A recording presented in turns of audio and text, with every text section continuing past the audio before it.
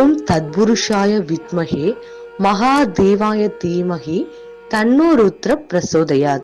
எதிலும் விவேகத்துடன் செயல்படும் மீனராசி அன்பர்களே, இதுவரை குடும்பஸ்தானமான 2ஆம் ராசியில் இருந்து வந்த குரு பகவான் சித்திரை மாதம் 18ஆம் நாள் முதல் சகோதர ஸ்தானமான 3ஆம் வீட்டில் சஞ்சாரம் செய்ய இருக்கின்றார்.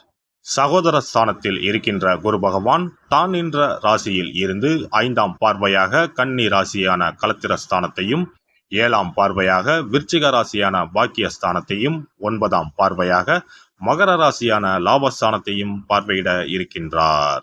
குரு பகவான் 5ஆம் பார்வையாக களத்திரஸ்தானத்தை பார்ப்பதால் தம்பதிகளுக்குள் புரிதல் ஏற்படும். தவறிப்போன சில வாய்ப்புகள் மீண்டும் கிடைக்கும். நிர்வாக திறமைகளை வெளிப்படுத்தி பாராட்டுகளை பெறுவீர்கள். அயல்நாட்டு வேலை வாய்ப்புகளில் இருந்து வந்த தாமதங்கள் விலகும். குரு பகவான் 7ஆம் பார்வையாக பாக்கியஸ்தானத்தை பார்ப்பதால் புனித ஸ்தலங்களுக்கு சென்று வருவதற்கான சூழல் அமையும். தன வரவுகளின் மூலம் பணப்புழக்கம் அதிகரிக்கும். மருத்துவம் தொடர்பான துறைகளில் புதிய வாய்ப்புகள் கிடைக்கும். வழக்கு சார்ந்த சில நுணுக்கமான விஷயங்களை புரிந்து கொள்வீர்கள். குரு பகவான் 9ஆம் பார்வையாக லாபஸ்தானத்தை பார்ப்பதால் மனதளவில் இருந்து வந்த கவலைகள் குறையும். எதிர்பார்த்த சில விஷயங்கள் கைகூடி வரும். நிபுணர்களின் ஆலோசனைகளால் வியாபாரத்தில் லாபத்தை மேம்படுத்துவீர்கள்.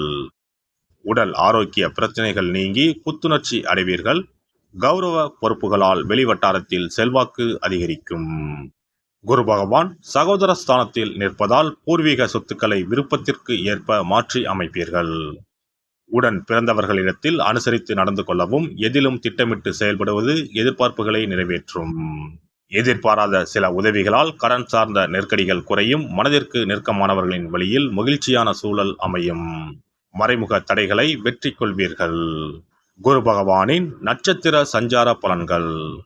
குரு பகவான் கிருத்திகை நட்சத்திரத்தில் சஞ்சரிப்பதால் நினைத்த சில பணிகளில் புதிய அனுபவம் ஏற்படும். உறவினர்களின் வழியில் அனுசரித்து செல்லவும், உத்தியோக பணிகளில் பதற்றமின்றி கவனத்தோடு செயல்படவும், மனதில் புதுவிதமான இலக்குகளை நிர்ணயம் செய்வீர்கள். குரு பகவான் ரோஹிணி நட்சத்திரத்தில் சஞ்சரிப்பதால் மற்றவர்களை எதிர்பார்க்காமல் செயல்களை நீங்களே செய்வது நல்லது. கணவன் மனைவிக்கு இடையே அனுசரித்து நடந்து கொள்ளவும், ஆடம்பர செலவுகளை கட்டுப்படுத்துவதால் நெருக்கடிகள் குறையும். சிலருக்கு எதிர்பாராத இடமாற்றம் உண்டாகும். குரு பகவான் மிருகசிரீச நட்சத்திரத்தில் சஞ்சரிப்பதால் மனதளவில் திருப்தியற்ற சூழல் உண்டாகும்.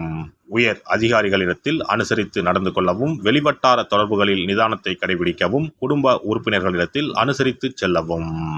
குருவின் வக்கரகால சஞ்சாரத்தின் போது உறவுகளின் வழியில் புரிதல் ஏற்படும். மற்றவர்களின் தனிப்பட்ட செயல்பாடுகளில் தலையிடாமல் இருக்கவும், சுபகாரியம் தொடர்பான பயணங்கள் மேம்படும். பூர்வீக சொத்துக்களை மாற்றி அமைப்பதற்கான வாய்ப்புகள் உண்டாகும். பெண்களை பொறுத்தவரை புதிய நபர்களின் அறிமுகம் கிடைக்கும். தம்பதிகளுக்கிடையே ஒற்றுமையும் நெருக்கமும் அதிகரிக்கும். மனதில் நினைத்த பணிகளை செய்து முடிப்பீர்கள். உடல் ஆரோக்கிய பிரச்சனைகள் கட்டுப்பாட்டுக்கு வரும். புதிய துறை சார்ந்த தேடல்கள் பிறக்கும். தந்தை வழியில் இருந்து வந்த வேறுபாடுகள் நீங்கி ஒற்றுமை அதிகரிக்கும். மாணவர்களுக்கு மேன்மையான சூழல் உண்டாகும். போட்டித் தேர்வுகளில் ஈடுபட்டு வெற்றி வாகை சூடுவீர்கள். ஆராய்ச்சி கல்வியில் எதிர்பார்த்த முடிவு கிடைக்கும். வெளியூர் மற்றும் வெளிநாடு சென்று படிப்பது தொடர்பான எண்ணங்கள் கைகூடி வரும். உத்தியோகஸ்தர்களுக்கு பணிபுரியும் இடத்தில் சில சிக்கலான சூழ்நிலைகளை சந்திப்பதற்கான வாய்ப்புகள் ஏற்படும். உயர் அதிகாரிகளிடத்தில் விட்டு கொடுத்து செயல்படுவது நல்லது. எதிர்பார்த்த இடமாற்றங்கள் கிடைப்பதில் விரயமும் தாமதமும் ஏற்படும். வேலை மாற்றம் தொடர்பான செயல்களில் சிந்தித்து செயல்படுவது நல்லது. வியாபாரிகளை பொறுத்தவரை வியாபாரம் நிமித்தமான அலைச்சல்கள் அதிகரிக்கும். கூட்டாளிகளிடத்தில் அனுசரித்து செல்வது நல்லது. எதையும் சமாளிக்கும் மனப்பக்குவத்தால் போட்டிகளை வெற்றி கொள்வீர்கள். மறைமுக தடைகளால் கிடைக்க வேண்டிய சில வாய்ப்புகள் தாமதமாக கிடைக்கும். அரசு வழியில் எதிர்பார்த்த உதவிகள் சாதகமாக அமையும். கலைத்துறையில் இருப்பவர்களுக்கு அனுகூலமான சூழல் உண்டாகும். உடன் இருப்பவர்களின் ஒத்துழைப்பால் புதிய வாய்ப்புகள் கிடைக்கும். மூத்த கலைஞர்களின் ஆலோசனைகள் நல்ல மாற்றத்தை ஏற்படுத்தும். திறமைக்கு உண்டான பாராட்டுகளும் மதிப்புகளும் கிடைக்கும். அரசியல்வாதிகளுக்கு கட்சி தொடர்பான பயணங்கள் அதிகரிக்கும். உயர்மட்ட அதிகாரிகளின் எண்ணங்களை புரிந்து கொள்வீர்கள். வரவுகளில் இருந்து வந்த தாமதங்கள் விலகும். குடும்பத்தில் உள்ளவர்கள் இடையே ஒத்துழைப்பு கிடைக்கும். நடைபெற இருக்கின்ற குரு பெயர்ச்சியால் உயர் அதிகாரிகளின் ஒத்துழைப்பாலும் சேமிப்புகளின் மூலமாகவும் முன்னேற்றத்தை உருவாக்குவீர்கள். புதிய தொழில்நுட்பம் சார்ந்த விஷயங்களில் சற்று கவனத்தோடு இருப்பது பயனற்ற விரயங்களை தவிர்க்கும். வெள்ளிக்கிழமை தோறும் மகாலட்சுமியை வழிபாடு செய்து வர முயற்சிகளில் இருந்து வந்த தடைகளும் மனக்குழப்பமும் நீங்கி தெளிவுகள் பிறக்கும். இனி குரு பகவானின் அருளை பெறுவதற்கு வியாழக்கிழமையில் எப்படி விரதம் இருக்க வேண்டும் என்பதனை பற்றி காண்போம். குரு பகவானின் அருள் இருந்தால்தான் வாழ்வில் மங்கள காரியங்கள் தடையின்றி நடந்து கொண்டே இருக்கும். இவரின் அருளை பரிபூர்ணமாக பெற வேண்டும் என்றால் அவருக்குரிய வியாழக்கிழமையில் விரதம் இருந்தாலே போதும். குரு பகவானுக்குரிய விரதத்தை கடைபிடிக்க நினைப்பவர்கள் சுக்கிலபட்சம் எனப்படும் வளர்பிறையில் வரும் வியாழக்கிழமைகளில் இந்த விரதத்தை இருக்கலாம். ஒரு வருடத்தில் தொடர்ந்து 16 வளர்பிறை வியாழக்கிழமைகள் வரும். இந்த நாட்களில் விரதம் இருந்தால் எண்ணற்ற பலன்கள் கிடைக்கும். 3 ஆண்டு காலம் இந்த விரதத்தை கடைபிடித்தால் குரு பகவானின் பூரண அருள் வாழ்நாள் முழுவதும் கிடைக்கும். வியாழக்கிழமை விரதம் இருக்கும் முறை. வியாழக்கிழமை அன்று அதிகாலையில் எழுந்து குளித்து மஞ்சள் நிற ஆடை அணிந்து உறுதியாக விரதம் இருக்க வேண்டும். அருகில் உள்ள கோவிலின் நவகிரக சன்னதிக்கு சென்று குரு பகவானுக்கு சந்தனம், மஞ்சள் போன்றவற்றை கொண்டு அபிஷேகம் செய்ய வேண்டும். பிறகு குங்குமப்பூ கலந்த பசும்பாலை கொண்டு குரு பகவானுக்கு அபிஷேகம் செய்து வழிபட வேண்டும். மஞ்சள் நிற பூக்கள் சாற்றி மஞ்சள் நிற இனிப்புகளை நைவேத்தியம் செய்து வழிபட வேண்டும். மாலை நேரத்தில் மஞ்சள் நிற இனிப்புகள், ஆடைகள் போன்றவற்றை வறுமை நிலையில் இருப்பவர்களுக்கு தானமளிப்பது நல்லது.